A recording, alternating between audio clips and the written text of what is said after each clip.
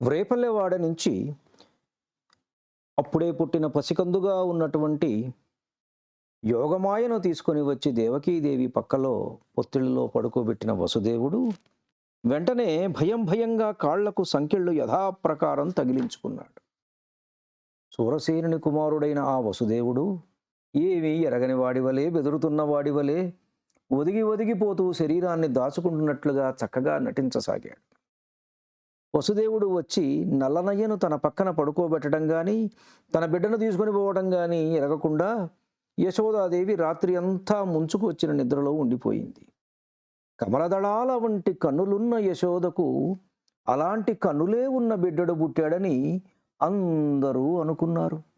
వనజాక్షుని తెచ్చుటయును తన సుత కొనిపోవుటయును తా నెరుగక మూగిర నిద్ర జొక్కియుండెను వనజాక్షి యశోదరేయి వసుధాధీశ. అక్కడ మధురలోని కారాగృహంలో చిన్న పాప అప్పుడు కేరు కేరున ఏడ్చింది. ఆ శబ్దం విని కావలి భటులు వెంటనే మేల్కొన్నారు. అప్పటికి విష్ణుమాయ విడిపోయింది. లోపలికి తొంగి చూసి తాళాలు పరీక్ష చేశారు. తాళాలన్నీ యథాప్రకారంగానే ఉన్నాయని సంతృప్తి పడ్డారు. వెంటనే కంసుడి వద్దకు పరిగెత్తుకుంటూ వెళ్ళి దేవకీదేవి ప్రసవించిందని చూడడానికి రమ్మనమని చెప్పారు. వెంటనే కంసుడు గాబరాతో లేచి కంగారుగా బయలుదేరాడు. అతని తల వెంట్రుకలు చంద్రవందరగా వేలాడుతున్నాయి. పై ఉత్తరీయం నేలపైన జీరాడుతున్నది. ఓర్పు నశించి రోషాగ్ని విజృంభించి నాట్యమాడుతున్నది. తనతో పాటు తీరని శత్రుత్వం కూడా వెంట వచ్చింది. వాడు పురిటింటికి పరిగెత్తుకుంటూ వచ్చాడు. ఆ చిన్ని పాపను చంపబోయాడు.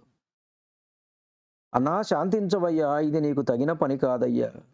మేనల్లుడైతే నిన్ను వధిస్తాడు గాని ఇది మేనకోడలు కదా.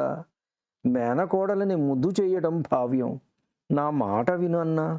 ఆడదానిని చంపడం రాజులకు తగిన పని కాదు. కోపాన్ని అణుచుకుని శత్రువులను కూడా క్షమించే భావులు నడిచే త్రోవలో నడవడం నీ వంటి ఉత్తముడికి చక్కటి కీర్తి కలిగిస్తుంది. అన్నా, నీ తోడబుట్టిన దానిని నేను నిన్ను శరణు అని ప్రార్థిస్తున్నాను. అన్న శమింపుమన్న తగదల్లుడు కాడిది మేనకోడలవు మననసేయుమన్న విను మానిని జంపుట రాచపాడిగాదన్న సుకీర్తివై మనగదన్న మహాత్ములు ఓవు త్రోవ పోవన్న మహాత్ములు ఓవు త్రోవ పోవన్న భవత్ సహోదరిగదన్న నిను శరణంబు వేడెదన్. నీ తోడబుట్టిన దానిని అన్నా, నేను నిన్ను శరణు అని ప్రార్థిస్తున్నాను. అయ్యయ్యో, పసిబిడ్డలైన 6 కొడుకులను పట్టి వధించావు. ఇది ఇంటి ఆడపడుచు. నీ కోడలు ఇట్లా చంపుతావా? ఇంత దయలేని వాడవా అన్నా? దయచూపవా? నా కుమారుడైతే నీకు నీ ప్రాణానికి శత్రువని విన్నావు గనుక చంపడంలో కొంత అర్థం ఉన్నది. ఇది ఆడకూతురు కదా. కొడుకులకు ఎట్లాగో నోచుకోలేకపోయాను అన్నా. కనీసం ఈ కూతురునైనా నాకు దానం చేసి పుణ్యం కట్టుకోలేవా? ఇన్ని మాయలు చూస్తూ ఉన్న బిడ్డను తాను రక్షించగలనేమో అని దేవకీదేవి భ్రాంతి పడింది. విలపిస్తూ పలవరిస్తూ ముందుకు వంగి జారిపోతున్న పయ్యద కొంగు సవరించుకొని బిడ్డను అమాంతంగా ఎత్తుకొని హృదయానికి గాఢంగా హత్తుకొన్నది. పాప చెక్కిలికి తన చెక్కిలి ఆనించి పైట కొంగు చటక్కున పాప అలికిడికి కనపడకుండా కప్పివేసింది. గొంతెత్తి బావురంటూ ఏడ్చింది. ఆ ఏడుపు విన్న కంసుడు రెచ్చిపోయాడు. సిగ్గు లజ్జ వదిలివేసి తోబుట్టువును తిట్టాడు. కన్నుగానని కావరంతో ఆ చిట్టిపాప కాళ్ళు పట్టుకుని లాగాడు. ఆ పాప ఒక్కసారిగా కెవ్వుమని ఏడ్చినా లక్ష్య పెట్టకుండా విసిరి నేలపైన కొట్టాడు. అయితే ఆ చిట్టిపాప నేలపైన పడడానికి బదులు రివ్వున ఆకాశంలోనికి ఎగిరింది. ఆమె దేవలోక పుష్పాల పరిమళాలతో ఘుమఘుమలాడిపోయింది. మణిమయాలైన హారములు మొదలైన అలంకారాలతో ఎంతో అందంగా కనిపించింది. గదా, శంఖము, చక్రము, పద్మము, బాణము, ధనస్సు, ఖడ్గము, శూలము ఈ 8 చేతులలో వెలిగిపోతున్నాయి. ఆకాశంలో విమానాలలో పయనించే దేవగణాలైన సిద్ధులు, చారణులు, కిన్నరులు, గంధర్వులు, గరుడులు మున్నగవారు ఆమెకు కానుకలు సమర్పిస్తూ స్తోత్రాలు చేస్తున్నారు. ఆమెను సంతోషపెట్టడానికి అప్సరసలు చేస్తున్న నాట్యాలను ఆమె మెచ్చుకుంటూ ఆకాశంలో నుండి కనిపిస్తూ కంసుణ్ణి చూసి కర్కశంగా ఇలా అన్నది: దుర్మార్గుడా, మహాకోపంతో ఈ దేవకీదేవి బిడ్డలను 6గురిని వధించావు. మహాపరాక్రమవంతుడులే, పోని అంతటితో శాంతించక పసిబిడ్డను రాతి మీద కొట్టి చంపడానికి పూనుకున్నావు. ఛీ, ఇదేనా నీ వీరత్వం? నిన్ను చంపే వీరుడొకడు నాతో పాటే జన్మించి మరో దిక్కున మహాగౌరవాలు అందుకుంటూ పెరుగుతున్నాడులే. ఇలా బెదిరించి ఆ దేవి అదృశ్యమైంది. ఈ భూమి మీద ఎన్నో చోట్ల ఆరాధ్య దేవతగా అవతరించింది. ఒక్కొక్క చోట ఒక్కొక్క మహాగుణం ప్రధానంగా ఆయా ప్రాంతాల జనుల చేత వేర్వేరు పేర్లతో పిలువబడింది. ఎక్కడ ఏ లక్షణం ఉన్నా రక్షించడం అనేది ఆవిడ ముఖ్య లక్షణం. ఆ యోగమాయ పలికిన మాటలు కంసుడి చెవులలో బాణాలలాగా తగిలాయి. అతడు ఉలిక్కిపడ్డాడు, బెదురు కలిగింది, మనస్సులో చాలా భయపడ్డాడు. దేవకీ వసుదేవుల వంక చూశాడు. వారు దుఃఖంలో కృంగిపోయి ఉన్నారు. వారిని దగ్గరకు పిలిపించుకుని ఆదరించి గౌరవించాడు. వారి దరిచేరి వారితో ఇట్లా అన్నాడు: శాంతమూర్తులైన ఉత్తములారా, నేను ఘాతకుడను, పసిపిల్లలను చంపిన మహాపాతకుడను, బంధువులపై కత్తిగట్టిన దుష్టమైన మనస్సు గలవాడను. క్రోధం నా కళ్ళను కప్పివేసింది. నేను బ్రతికి ఉండి చచ్చిన వాడితో సమానమే. బ్రహ్మహత్య చేసిన పాపాత్ముని వలె మీ పాపలను చంపాను. క్రూరుణ్ణి. ఎవరు చెప్పారో తెలియకుండా విన్న మాటలను నమ్మి ఇంత పాపం చేశాను. దయామయులారా, మీ దయాస్వభావంతో నా పాపాలను లెక్కించకుండా నన్ను కరుణించి శాంతించవలసిందిగా ప్రార్థిస్తున్నాను. తమ తమ కర్మలే జీవులను వెనక నుంచి తోస్తూ నడిపిస్తుంటాయి. అలా తమ కర్మలే కారణంగా ఎన్నో రకాల జీవులు తమకు అనుకూలమైన శరీరంతో ఒక్కో చోట జన్మిస్తారు. తలకొక వైపు నుంచి వచ్చి అందరూ ఒకచోట జీవించి ఎవరి దారిన వారు వెళ్ళిపోతారు. ఈ రాకపోకలలో చిక్కులు పడుతూ ఉంటారు. ఒక చోట ఉన్నప్పుడు కలిగిన స్నేహాలను అక్కడ వదిలి వెళ్ళిపోతారు. ఎవడు చంపేవాడు, ఎవడు చనిపోయేవాడు? మీ బిడ్డలను నేను చంపినవాడను కాదు, వారు చంపబడిన వారు కాదు. ఇంకా ఒకరినొకరు నేరాలించడం ఎందుకు? శత్రువులను తాను బాధ పెట్టానని, శత్రువుల చేత తాను బాధలు పడ్డానని అమాయకుడైన వాడు అనుకుంటాడు. సత్యం తెలిసి ఆలోచిస్తే ఆత్మకు స్నేహం విరోధం అంటూ ఏమున్నాయి?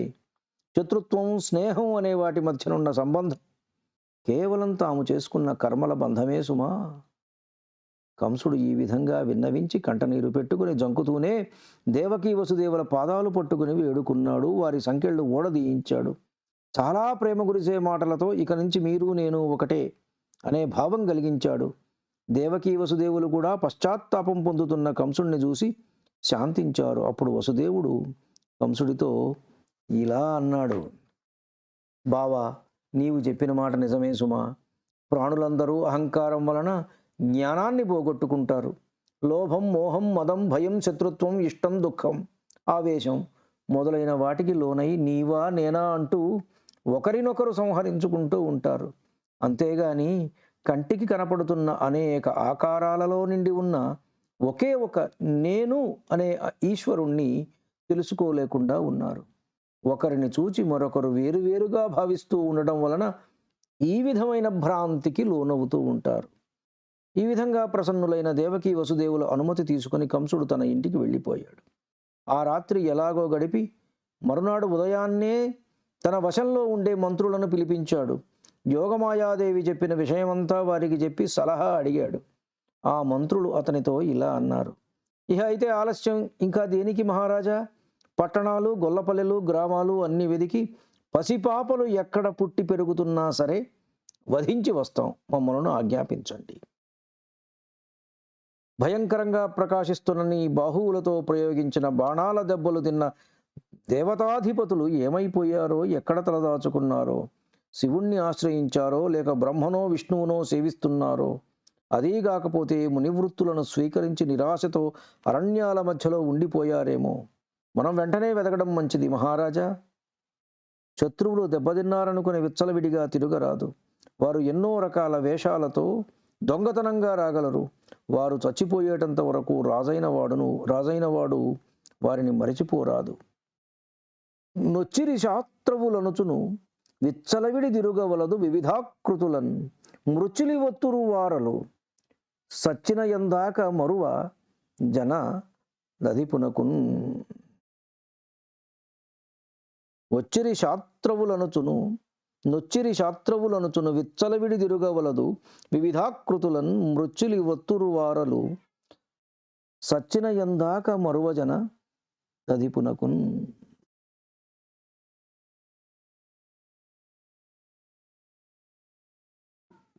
విజృంభించిన రోగాలను, శత్రువులను, ఇంద్రియాలను అవి మనలను ఆక్రమించే వరకు చూస్తూ ఊరుకోరాదు. అవి పుట్టినప్పుడే తుంచివేయడంలో మెతకదనం పనికిరాదు. ముదిరిన తర్వాత జయించడం మన తరం కాదు. దేవతలకందరకు ఆ విష్ణువే ముఖ్యుడు. అతడు ధర్మమునందు నిలిచి ఉంటాడు. విష్ణువును సంహరించాలంటే అతని శరీరం మనకు దొరకాలి. అది ఒకచోట దొరకదు. అతనికి ఎన్నో శరీరాలు ఉన్నాయి. గోవులు, బ్రాహ్మణులు, వేదాలు, ఓరిమి, కారుణ్యము, సత్యము, యాగము, తపస్సు, దమము, శ్రద్ధ, శాంతి ఇవన్నీ విష్ణువు యొక్క శరీరాలే. ఇన్నిటినీ అంతం చేస్తే అతడు కూడా నిలవనీడ లేకుండా నశించిపోతాడు. కావున మహారాజా, దేవతలను చంపమంటావా? తపస్సు చేసుకునే మునులను భీకర గర్జనలతో యముని వద్దకు పంపమంటావా? దూడలతో కూడా గోవులను నరికివేయమంటావా? బ్రాహ్మణులను తరిమి తరిమి కొట్టమంటావా? లేక వేదాలను చింపివేయమంటావా? అదీ కాకపోతే భూమినే చుట్టచుట్టి తెచ్చి నీ వశంలో ఉంచమంటావా? ఏదో ఒకటి మమ్మల్ని ఆజ్ఞాపించు. ఇలా మాట్లాడుతున్న మంత్రుల ఆలోచనలకు కంసుడు బద్ధుడైపోయాడు. బ్రాహ్మణులను బాధించడం తప్పు అని ఆలోచించలేదు. కాలము అనేది అతని దుష్కర్మ రూపంలో యమపాశం వలె అతన్ని బంధించి వేసింది. బ్రాహ్మణులు మొదలైన సాధుజనులను చంపడానికి తన అనుచరులైన రాక్షసులను పంపి తాను అంతఃపురానికి వెళ్ళిపోయాడు. ఆ తరువాత ఆ రాక్షసులు భీకరంగా విజృంభించారు. సజ్జనుల వద్దకు చేరి భయపెట్టారు, దూషించారు, దండించారు. అనేక విధాల దుర్మార్గాలతో వారిని బాధించి వేధించి ఎన్నో పాపాలు మూటగట్టుకున్నారు. ఈ విధంగా ఆ దానవులు సజ్జనులను వెదికి హింస పెడుతూ ఉంటే క్రమంగా వారిలోని అసలైన బలం నశించిపోయింది. పూజ్యులైన వారిని హింసించితే కీర్తి, ఐశ్వర్యము, ధర్మము, ఆయుర్దాయము, క్షేమము కూడా నశించిపోతాయి కదా. ధన్యుడిని. నమస్కారం. మీ ఊటుకూరు జానకి రామారావు.